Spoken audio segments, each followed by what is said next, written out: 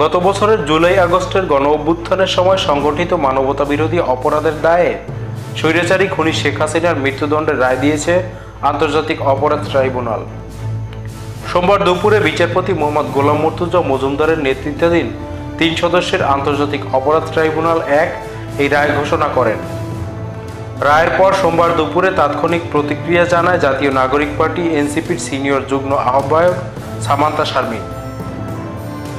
তিনি বলেছেন, ক্ষমতাচ্যুত সাবেক প্রধানমন্ত্রী স্বৈরাচারী শেখ হাসিনা ও সাবেক স্বরাষ্ট্রমন্ত্রী আসাদুজ্জামান খান কামালের বিরুদ্ধে আন্তর্জাতিক অপরাধ ট্রাইব্যুনালে ঘোষিত মৃত্যুদণ্ডাদেশ বাংলাদেশের মানুষের ঐতিহাসিক বিজয়। তিনি বলেন, জুলুম ও অপশাসনের বিরুদ্ধে বিচারিক প্রক্রিয়ার মাধ্যমে এটি জনগণের ঐতিহাসিক জয়। আমরা এই রায়কে সাধুবাদ জানাই।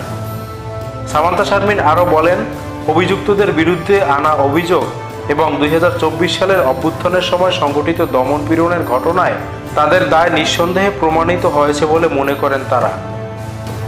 শারমিন আরও মন্তব্য করেন, এ রায় প্রপোর্শনেট ও ন্যায্য। এখন জরুরি হলো দ্রুত এ রায় কার্যকর করা। একই সঙ্গে ভারত সরকারের উচিত হাসিনাকে আশ্রয় দেওয়ার কলঙ্ক থেকে বেরিয়ে আসা। তার ভাষ্য অনুযায়ী এই রায় ভবিষ্যতের জন্য বার্তা বহন করে যে কোনো ক্ষমতাই চিরস্থায়ী নয়। তিনি বলেন, স্বৈরশাসকেরা মনে করেন তারা অজেয়, কিন্তু এই রায় ভবিষ্যৎ রাজনীতিবিদ ও সংসদ সদস্যদের জন্য ন্যায় বিচারের একটি মাইলফলক হয়ে থাকবে।